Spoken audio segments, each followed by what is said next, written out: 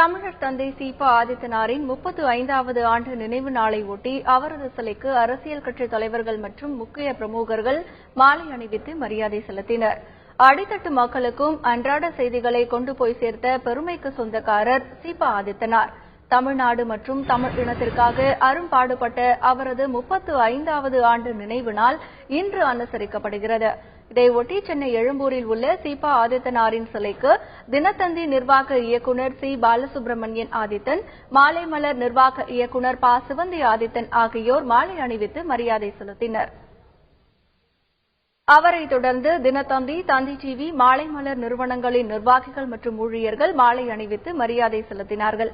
தமிழக பாஜக தலைவர் தமிழிசை சவுந்தரராஜன், பாமக தலைவர் ஜே. மணி, சமத்துவ மக்கள் கழகம் தலைவர் எர்ணாவூர் நாராயணன், பெருந்தலைவர் மக்கள் கட்சித் தலைவர் என்.ஆர். தனபாலன் உள்ளிட்ட அரசியல் கட்சித் தலைவர்கள், வி. சந்தோஷம் உள்ளிட்ட தொழில் அதிபர்கள், முக்கிய பிரமுகர்கள், சமுதாய தலைவர்கள், பத்திரிகை மற்றும் திரை உலக பிரமுகர்களும் சீபா ஆதித்தனாருக்கு மரியாதை செலுத்தி வருகின்றனர்.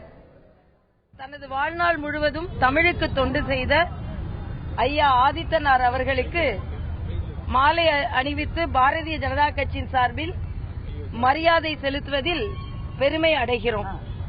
எளிய மக்களுக்கும் தமிழை எடுத்துச் செல்வதுதான், நமது தாய்மொழியை எடுத்துச் செல்வதுதான் நாம் அவருக்கு செலுத்தும் மிகப்பெரிய சேவையாக இருக்க முடியும்.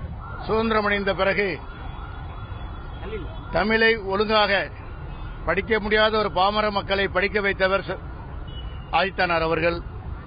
தமிழுக்காக பல தியாகங்களை செய்திருக்கிறார்கள். எல்லா மக்களுக்கும், எல்லா மதத்தினருக்கும் தந்தை போல் இருந்தவர்கள். தமிழை வளர்த்து இன்று உலகமெல்லாம் தமிழ் இனம் ஓங்கி உலகு. சீபா ஆதித்தனாரின் 35வது ஆண்டு நினைவு நாளை முன்னிட்டு கோவை தினத்தந்தி அலுவலகத்தில் அலங்கரித்து வைக்கப்பட்டிருந்த அவரது உருவப்படத்திற்கு தினத்தந்தி மற்றும் மாலை மலர் ஊழியர்கள் மலர் தூவி அஞ்சலி செய்தனர்.